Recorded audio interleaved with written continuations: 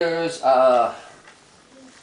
who on the 15th of May in the jungle of Nool, in the heat of the day, in the cool of the pool, he was splashing, enjoying the jungle's great noise, when Horton the elephant heard a small. So Horton stopped splashing. He looked toward the sound. That's funny, thought Horton. There's no one around. And he heard it again, just a very faint yelp, as if some tiny person were calling for help. I'll help you, said Horton, but who are you? Where? He looked and he looked. He could see nothing there but a small speck of blowing past through the air. I say, murmured Horton, I never heard tell of a small speck of dust that is able to yell. So you know what I think? I think that there must be someone on top of that small speck of dust. Some sort of a creature of very small size, too small to be seen by an elephant's eyes. Some poor little person who's shaking with fear that he'll blow in the pool he has no way to steer.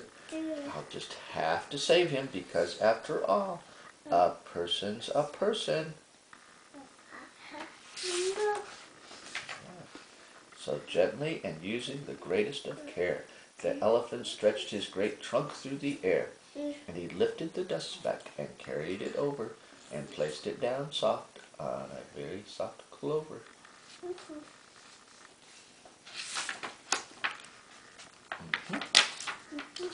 Oomph, oomphed a voice. 'Twas a sour kangaroo, and the young kangaroo in her pouch said, oomph, too. Why, that small speck is as small as a head of a pin. A person on that, why, there never has been. Believe me, said Horton, I tell you sincerely, my ears are quite keen, and I heard him quite clearly.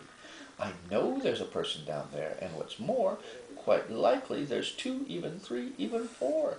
Quite likely a family, for all that we know, a family with children just starting to grow. So please, Horton said, as a favor to me, try not to disturb them. Just please let them be. I think you're a fool, laughed the sour kangaroo, and the young kangaroo in her pouch said, me too. You're the biggest blame fool in the jungle of Nool, and the kangaroos plunged in the cool of the pool. What terrible splashing, the elephant frowned. I can't let my very small persons get drowned. I've got to protect them. I'm bigger than they. So he plucked up the clover and hustled away. There it is. Through the high jungle treetops, the news quickly spread. He talks to a dust speck. He's out of his head. Just look at him walk with that speck on that flower. And Horton walked worrying almost an hour. Should I put the speck down? Horton thought with alarm. If I do, these small persons may come to great harm. I can't put it down, and I won't after all. A person's a person. Then Horton stopped walking. The speck voice was talking. The voice was so faint he could just barely hear it. Speak up, please, said Horton, and he put his ear near it.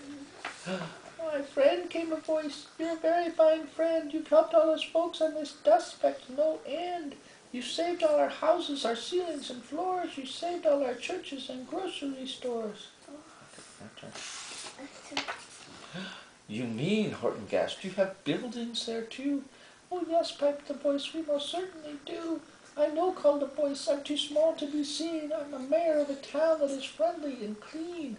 Our buildings to you would seem terribly small, but to us who aren't big, they are wonderfully tall. My town is called Whoville, and I am a Who, and we Who are all thankful and grateful to you.